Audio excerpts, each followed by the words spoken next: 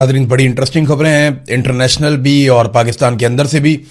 नवाज शरीफ का खास आदमी आसिम मुनीर के खास आदमी से लड़ पड़ा है और लड़ाई की वजह जो है वो प्रॉपर्टी है और एक दूसरे के इन्होंने पोल खोलने शुरू कर दिए हैं, अजीबो गरीब हरकतें शुरू कर दी हैं।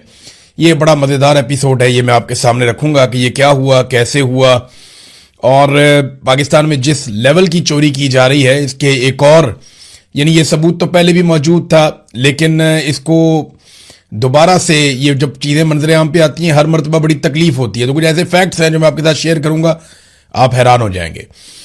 तो नाजरीन, सबसे पहले जो इस वक्त सिचुएशन है खित्ते की उस पर हम बात करते हैं। डोनाल्ड ट्रंप एक दिन जंगबंदी करता है और साथ ही अगले बयान के अंदर वो ऐलान जंग कर देता है।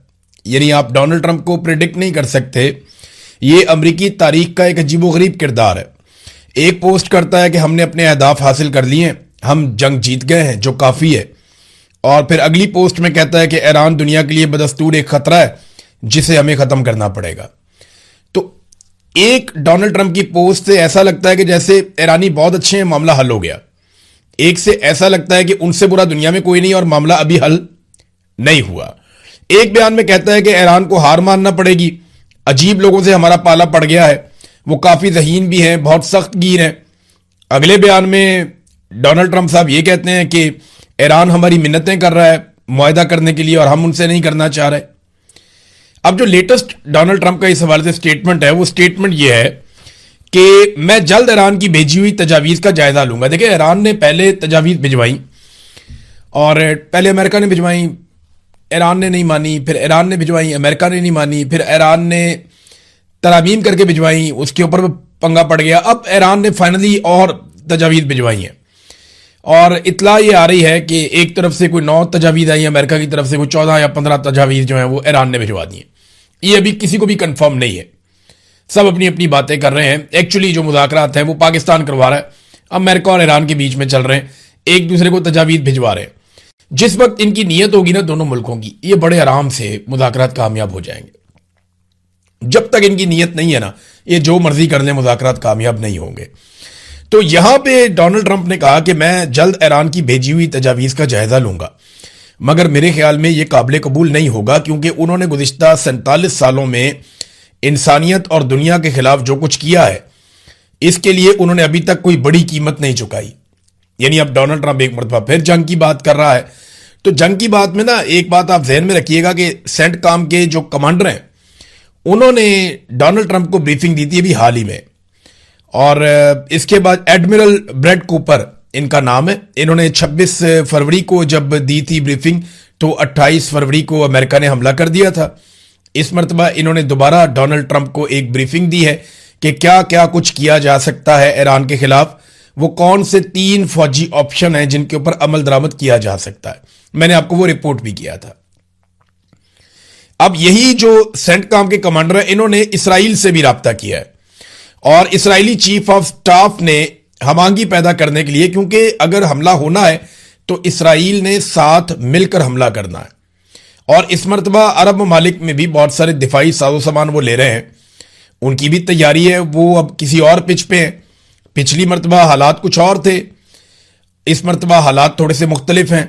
इस मरतबा अरबों का नुकसान भी हो चुका है और ईरान के पास ये शवाहिद भी हैं कि अरब ममालिक की सरजमीन से ईरान पे बार बार अटैक किया गया है और ईरान की गवर्नमेंट से जुड़े लोगों ने बाकायदा निशानदेही कर दी है उन अहदाफ की जो अरब सरजमीन के ऊपर मौजूद हैं और जिनको वो कहते हैं जी हम निशाना बनाएंगे, चाहे वो सऊदी अरब में है, कतर में है, यूएई में है, बहरीन में है, उर्दन में है। उन्होंने बताया जी हम इन अहदाफ को निशाना बनाएंगे। सिर्फ वहां पर ओमान एक ऐसा मुल्क है जिसके साथ अभी तक ईरान का कोई फड्डा नहीं है। तो सेंटकॉम के जो कमांडर हैं उनका अब राब्ता हुआ इसराइली चीफ ऑफ स्टाफ से ताकि हमआहंगी पैदा की जाए कि अगर हमला होता है तो किस तरीके से किया जाएगा। और यह खाली इतनी बात नहीं है, डोनाल्ड ट्रंप को ब्रीफिंग देने के बाद सेंटकॉम के कमांडर कूपर जो है वो फौरी तौर पे मिडिल ईस्ट आ गए हैं। एडमिरल ब्रेड कूपर इस वक्त मिडिल ईस्ट में मौजूद हैं और यहां पे जो दिफाई तैयारियां हैं उनको हतमी शक्ल दे रहे हैं, या जो जारहाना हिकमत अमली हो सकती है अमरीकी फौज की उसको हतमी शक्ल दे रहे हैं और वो जायजा ले रहे हैं तमाम चीजों का ग्राउंड पर आके। डोनाल्ड ट्रंप से मिलना, वहां पे ब्रीफिंग देना और उसके बाद फौरी तौर पे इसराइली चीफ ऑफ स्टाफ से राब्ता करना और फिर खित्ते में उनकी मौजूदगी और वहां पे ऑपरेशनल तैयारियों का जायजा लेना, ये सारी चीजें इशारा कर रही हैं कि अब दोबारा लड़ाई हो सकती है, कशीदगी दोबारा बढ़ सकती है। डोनाल्ड ट्रंप को फेस सेविंग चाहिए। डोनाल्ड ट्रंप ने कई मरतबा कहा कि मैं जंग जीत गया हूं लेकिन मैं बहुत बड़े मार्जिन से जीतना चाहता हूं। तो बहुत बड़ी फेस सेविंग डोनाल्ड ट्रंप को चाहिए, जिसके बगैर पॉलिटिकली वो अमेरिका में बहुत बुरी तरह डैमेज हो गया। अमेरिकन का एक देखें, मैंने आपको पहले भी बताया था, अमेरिकन भी एक ऐसी कौम है जो बड़े फख्र के साथ जीते हैं। अब आपको ये अच्छा लगे या बुरा लगे, अमेरिकन के अंदर भी एक बड़ा फख्र है, एक बड़ा प्राउड नेशन है। वो ये कहते हैं जी हम किसी से नहीं हार सकते, हमने सारी जंगें जीती हैं, हम आइंदा भी जंगें जीतेंगे। और उन्हें कमजोरी बिल्कुल पसंद नहीं है। यानी वो ये नहीं देख सकते कि उनका प्रेसिडेंट हार गया और जो प्रेसिडेंट हारेगा या पीछे हटेगा वो उसका खुमियाजा भुगतेगा। यानी जिस तरीके से जो बाइडेन अफगानिस्तान से निकला, उसका बहुत बड़ा डैमेज हुआ उसको पॉलिटिकली, और बड़ा मजाक उड़ाया उसके मुखालिफिन ने उसका। तो अगर डोनाल्ड ट्रंप यहां पे या अधूरी जंग छोड़ के आ जाता है और ईरान को दुनिया फातेह समझती है, तो अमेरिका को तो डैमेज होगा, डोनाल्ड ट्रंप को पॉलिटिकली और उनकी पार्टी को बहुत बड़ा डैमेज हो जाएगा। तो ये वो चीजें हैं जिनकी वजह से खदशा है कि खुदा ना खास्ता दोबारा खित्ते में पाकिस्तानी कोशिशों के बावजूद लड़ाई लग सकती है। तो एक तो ये चीज हमें दिमाग में रखनी पड़ेगी, ये क्या कह रहे हैं। लेकिन सदर अहमदी नयाद जो ईरान के साबिक सदर हैं, उन्होंने जो एक स्टेटमेंट दिया ना, वो बड़ा इंपॉर्टेंट है। मैंने उनका स्टेटमेंट पढ़ा और बड़ा बामानी किस्म का उन्होंने स्टेटमेंट दिया। उन्होंने कहा अब दुनिया यह कबूल करने को तैयार नहीं है कि एक कौम समंदर पार बैठकर बाकी तमाम अकवाम की किस्मत का फैसला करे। डॉलर और फौजी दबाव पर मबनी निजाम अपना असर खो चुका है। अगर वाशिंगटन अपने जवाल से बचना चाहता है तो उसे एहतराम का लफ्ज सीखना होगा।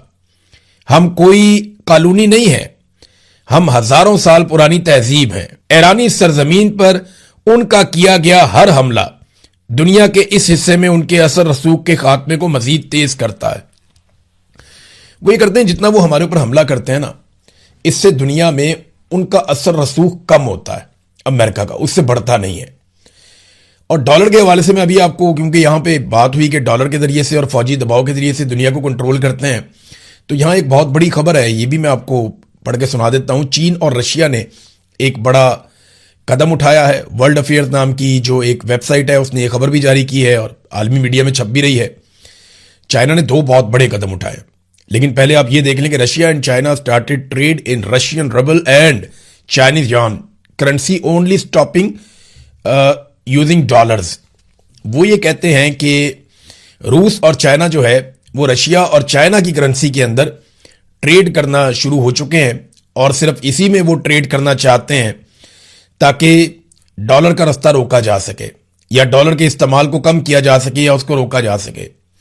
ये डॉलर के लिए अच्छी बात नहीं है। ये 2 बहुत बड़ी मईशतें हैं।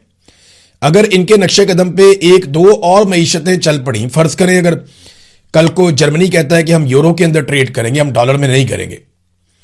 जर्मनी दुनिया की एक और बड़ी मईशत है ना, टॉप 5 के अंदर यही है। इंडिया है, जर्मनी है, जापान है, अमेरिका है, बरतानिया है, फिर रशिया भी टॉप 10 के अंदर आता है। चाइना दुनिया की बड़ी मईशतों में दूसरे नंबर पे है। तो अगर ये ममालिक जो है ये कह देते हैं कि हम अपनी अपनी करेंसी के अंदर ट्रेड करेंगे, और इंडिया जैसा एक बड़ा मुल्क भी ये कहता है कल को कि हम डॉलर में ट्रेड नहीं कर रहे, जिस मुल्क के साथ कर रहे हैं हम दूसरी करेंसीज में देख सकते हैं, तो अमेरिका के लिए बहुत बड़ा इशू हो जाएगा। और अगर डॉलर नीचे जाएगा तो अमेरिका का जो सुपर पावर का स्टेटस है वो खतरे में आ जाएगा। चाइना ने एक और स्टेटमेंट दिया है और ये जरा सख्त है। देखिए, अमेरिका ने पाबंदियां लगाई हैं कुछ बहरी जहाज़ों पे, कुछ कंपनीज के ऊपर, कुछ रिफाइनरीज हैं उनके ऊपर कि वो ईरान के साथ ट्रेड कर रहे हैं। अब इसमें जो स्टेटमेंट दिया है चाइना ने, चीन की वजारत तजारत ने ऐलान किया है कि वो ईरानी तेल खरीदने के इल्जाम में निशाना बनाई गई 5 कंपनियों के खिलाफ अमरीकी पाबंदियों की तामील नहीं करेगा। चाइना ने बाकायदा अमेरिका की पाबंदियां मुस्तरद कर दी हैं। अमेरिका धमकी ये लगाता है कि अगर हमारी पाबंदियां कोई मुस्तरद करेगा तो हम उसके ऊपर टैरिफ लगा देंगे। तो चाइना कहता है लगाओ, हम भी लगाएंगे। अब चाइना इस लेवल पे ट्रेड कर रहा है अमेरिका के साथ और दुनिया के साथ